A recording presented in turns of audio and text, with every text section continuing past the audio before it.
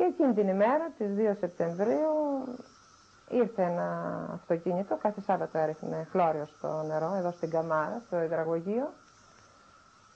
Κατέβηκαν από το βουνό οι αντάρτες και ρίξανε στο Γερμανό, σκοτώσανε, όπως είχα ακούσει έναν, δεν ήμασταν εκεί εμείς, και έναν τραυματίσανε. Φυσικά η εντολή ήταν πανταχού παρόν, όπου δείτε Γερμανό χτυπάτε. Οι άντρες ήταν όλοι στη δουλειά, στα χωράφια. Όλοι. Όπως ο μπαμπάς ο δικός μου, ο αδερφός μου, στη δουλειά. Ο Χρουπιάτης ήταν το κύριο σημείο της ημερικής οργάνωσης. Από εκεί τροφοδοτούσαν, στέλνανε ειδήσεις ακόμα και στη Μέση Ανατολή. Ερχόταν φάλαγγα τα αυτοκίνητα. Τους είδαμε που ερχόταν. Και μόλις φτάσανε στην Καμάρα φύγαμε όλοι. Δηλαδή, όσοι ήταν να φύγουν. Οι άλλοι έλεγαν τώρα γέρος είμαι εγώ, γυναίκες, παιδιά μικρά, ξέρω εγώ, τι θα κάνουν. Δεν ξέραμε τι θα γινόταν, δεν περιμέναμε αυτό που μας έκαναν, ούτε καν. Γιατί ήμασταν τόσο αθώοι, τόσο με το κόμμα, τουλάχιστον εγώ, η δικιά μου οικογένεια, από ό,τι ήξερα, δεν είχαμε ιδέα ότι κάτι κακό θα μας κάνανε. Τα σπίτια, ήρθαν στα σπίτια, μας μάζεψαν και μας πήγαν εμάς, έκαναν 2 συγκεντρώσεις. Μία την έκαναν πάνω στο Μπλάτανο, στο χωριό, και μία έκαναν στο φούρνο. Μας φέρανε εδώ στο φούρνο, έξω από το φούρνο στον δρόμο. Εγώ σταμάτησα εκεί, αγκάλιασα μάλλον την αδερφή μου και την είπα θα μας σκοτώσουνε. Και με λέει η αδερφή μου, όχι, τα μικρά δεν θα τα σκοτώσουν, εμάς. Στους μεγάλους. Ήταν μανιασμένοι, ήταν σαν να ήταν ποτισμένοι, τι να σε πω. Και ανοίγουν τις πόρτες του φούρνου και ξεκινήσαμε. Εμείς ήμασταν στη σειρά με τη μαμά μου και την αδερφή μου σχεδόν πρώτη. Και ο πρόεδρος με την οικογένειά του κι άλλοι. Και ανεβήκαμε στο ζυμωτήριο. Οι πρώτοι μας ανεβάσανε πάνω στο ζυμωτήριο. Και αφού γέμισε το ζυμωτήριο, δεν ξέρω πώς αφορούσε το ζυμωτήριο, αφού γέμισε πάνω, ύστερα τους βάλανε τους υπόλοιπους κάτω. Μέσα στο φούρνο βέβαια, κάτω.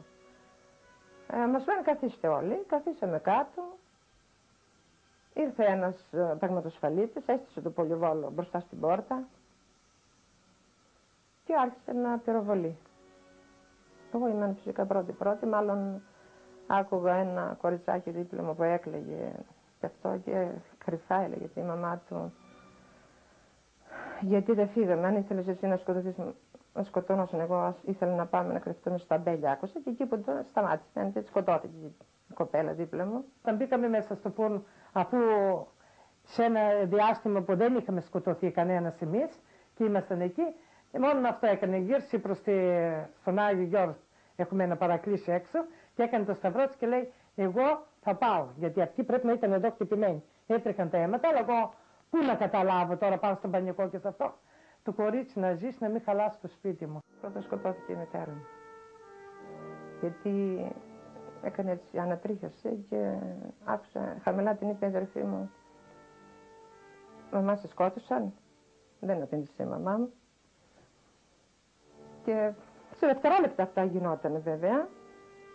Σε λίγο βλέπω και την αδερφή μου έκανε ένα έτσι αυτό.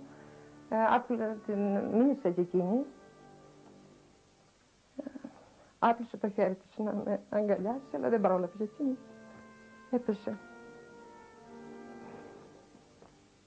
Μετά κάθισε εκεί λίγη ώρα, αυτός αφού είδε ότι φυσικά δεν υπήρχαν άλλοι ζωντανοί, θα νόμιζε βέβαια, ο ταγματοσφαλίτης, εντάξει βρίζοντας κιόλας.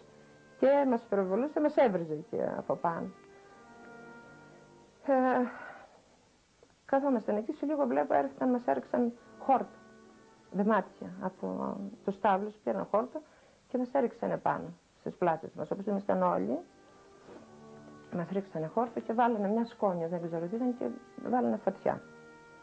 Μια κυρία που ήταν ζωντανή κι αυτή, με το μωρό της αγκαλιά σκοτωμένο, κρατούσε από ό,τι είδα, ξεκίνησε να φύγει. Πιάστηκα κι εγώ πίσω από τη ρόμπα της, μικρή είμαι, 10 χρονών, εκείνη ήταν ολόκληρη γυναικάρα, ήταν σωματική πάρα πολύ. Κατέβηκα τις σκάλες, γεμάτο κάτω σκοτωμένοι. Φυσικά για να βγεις έπρεπε πας στο σκοτωμένος. Βγήκαν και τα παπούτσια μου, ήταν ακόμα ζωντανοί και δεν μπορούσε να πατήσει επάνω. Ζεστή ακόμη. Βγήκαν τα παπούτσια μου από ό,τι θυμάμαι. Φυσικά αυτές όλες οι ξαδέρφες μου ήταν όλες που ήταν κάτω σκοτωμένες. Βγαίνοντας αυτή η κυρία τον κατόφλι να βγει έξω στην αυλή, είχε ταγματοσφαλίδες. Πού πας κυρία μου, ακούω τις λένε, της δίνουν μια με το μαχαίρι. Εδώ στο λαιμό, με το μωρό της, ώσπου να πέσει αυτή στην πόρτα, μπήκα εγώ κάτω από το μπάγκο που βγάζουν το ψωμί και δεν με είδανε. Είχε έξω πτώματα πισμένα έξω στην αυλή. Έπεσα εκεί. Αλλά ύστερα αφού είδα που άρχισε ο φούρνος να καίει και να πέφτουν, ο φούρνος όταν λέμε ήταν το οίκημα. Μέσα ήταν ο φούρνος, απάνω το ζυμωτήριο και ήταν δύο πατώματα. Και κάτω ήταν ο φούρνος που έψαινα με το ψωμί. Κατέβηκα εγώ, βγήκα έξω στην αυλή, έπεσα εκεί, αλλά από πάνω άρχισε να πέφτουν οι σκεπές και τα τζάμια και άρχισε να μας καίνουν. Τότε σηκώθηκα εγώ και έτρεξα να πάω πίσω εκεί που ήταν ο μπαχτσές, που είχαμε ένα μπαχτσεδάκι πίσω από το φούρνο. Όταν άρχισα και λίγο πάλι φωτιά και καπνός ο μπάνκος, αναγκάστηκα πάλι να βγω. Δεν μπορείς να καθίσεις ζωντανός να καείς.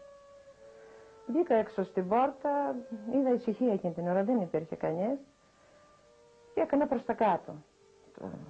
Το κατήφορο έτσι ήταν τα σφίτια κατηφορικά. Είχε καμιά 15 σκοτωμένους έξω στην αυλή. Και μόλις ακούω να μιλάνε έξω στον δρόμο, πέφτω πάσο σκοτωμένος. Ύστερα από εκεί και εκεί βγήκα και άρχισα να τρέχω μες στα χωράφια, και κατέβηκα, είχαμε ένα άλλο μπαξέ, πήγα για να πάω εκεί. Ύστερα με θυμήθηκα για να φύγω μεταξύ μαζί μου, είχα πάρει και δύο άλλα παιδάκια, τα οποία ήταν και πάμε μέσα στο φούρνο. Και μαζί με αυτά έτρεχαμε. Και ήταν μια κυρία δίπλα μου, φύλαζε το μωρό της και ήταν σκοτωμένη εκείνη την ώρα και εκείνο έκλαιγε. Και μάλλον είχε εδώ σφαίρα τρύπα και πιτσιλούσε το αίμα όλο επάνω με μόνο δίπλα της. Και όπως ποτίζουμε τα λουλούδια του λάστιχου, έτσι ερχόταν εκείνη την ώρα, ήταν ακόμα, έβγαινε το αίμα της επάνω μου. Αλλά δεν κουνιόμουν εγώ, εκεί. Ήρθανε σε λίγο αυτοί, άρχισαν να βλέπουν το μωρό και γελούσαν που φύλαζε αυτή σκοτωμένη τη μάνα. Τα παιδιά που πήρα μαζί μου όταν πήγαμε ήταν ένα αγοράκι και ένα κοριτσάκι. Το οποίο το αγόρι λέγονταν Πέτρος Τσαγκαλιάς και το κοριτσάκι Ήρης Ζέκα. Και από εκεί με αυτά όλα τα δυο παιδιά βγήκαμε έξω στο χωριό, στους Μήλους, και εκεί ήταν οι χωριανοί οι οποίοι μας πήραν, μας μάζεψαν. Δηλαδή βγήκα πάνω στο βουνό, μ' είδανε, έτσι ήταν ακόμα μέρα, δεν είχε νυχτώσει καλά, μ' είδανε κρυμμένη από εδώ από το χωριό μας, με φωνάξανε, δεν ήξεραν ποια ήμουνα, πού θα πας, θα πάω στο μπαμπά μου. Τι γίνεται στο χωριό, γιατί δεν ξέρανε κανείς τι γινόταν στο χωριό. Ναι, βλέπανε τη φωτιά ότι καίγανε το χωριό, όχι ότι σκοτώνανε. Όταν ήρθαμε εδώ στο χωριό και να βλέπεις το χωριό γεμάτο πτώματα.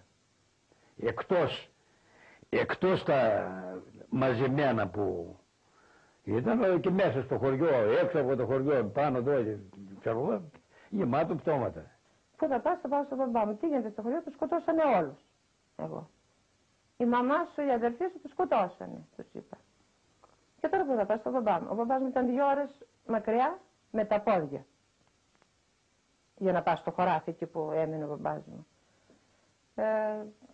Ύστερα αναμεταξύ τους εννοηθήκανε και με πήρε ένα παιδί μαζί παρέα, αλλά πάνε το λίγο πιο πάνω. Είναι κρίμα μες στο βουνό να πάει νύχτα. Πού θα πάει μόνο του. Με πήρε ένα νεαρός, σιγά σιγά. Με έφτασε πριν πάμε στο χωράφι στον μπαμπά μου, το φώναξε, είχε νυχτώσει για καλά βέβαια. Τον φώναξε τον μπαμπά μου.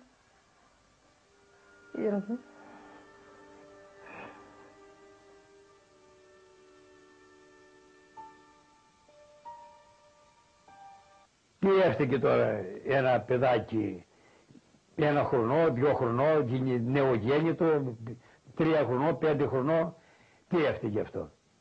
Τους έφταιγαν οι αντάρτες, έτσι, γιατί τους έκαναν χαλάστρα. Γιατί δεν πήγαιναν να χτυπήσουν τους αντάρτες. Από ό,τι μου είπε ο κύριος Φλωριάς, ο Χορτιάτης ήταν σημαντεμένος από τους Γερμανούς και από τους συνεργάτες τους, γιατί αυτός τροφοδοτούσε όλη την εθνική αντίσταση της Θεσσαλονίκης. Και ζητούσαν μια αφορμή να καταστρέψουν το χωριό. 11 άτομα εγώ από την οικογένεια, γιατί εμείς συνήθως τότε ζούσαν η γιαγιά με τις νύτες και με τα εγγόνια σε ένα σπίτι. Ζούσαμε όλοι μαζί. Είμαστε μια οικογένεια 11 άτομα που χαθήκαν, τα 11 χαθήκαν. Έζησαμε πολύ λίγα την οικογένεια. Δεν έφταιγε ούτε ο Φλωριάς ούτε κανένας. Ο Φλωριάς έκανε τη δουλειά του. Βγήκε στην αντίσταση για αυτό το σκοπό, να εμποδίσει την δραστηριότητα των Γερμανών. Κατά κάποιον τρόπο την εμπόδιζε. Πότε χτυπώντας ξαφνικά τα γερμανικά φυλάκια, πότε εμποδίζοντας τους να πάρουν από χωριά, από άλλα χωριά, τους εμπόδισε να πάρουν ζώα. Από το Χορτιάτη είχε αυτή την λύση.